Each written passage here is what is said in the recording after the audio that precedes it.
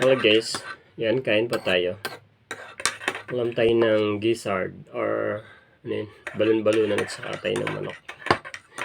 So hindi pa ako nagluto, si nanay.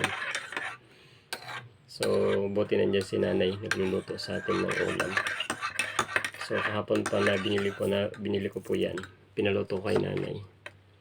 Thank you nanay, at nakakapag-ulam pa rin tayo ng hindi ready-made, ano. So, kain na tayo para makapag-work tayo. Marami tayong gagawin sa araw na ito, guys. Baka maglalaba po tayo.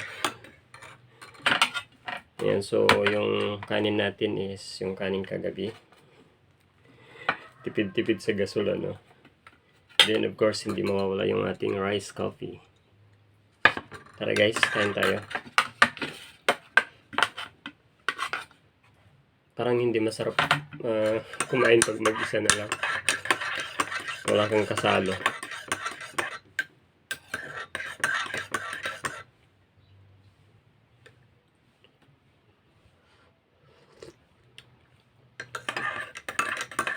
Sa Saturday ko pa makakasalo si Mrs. sa pagkain.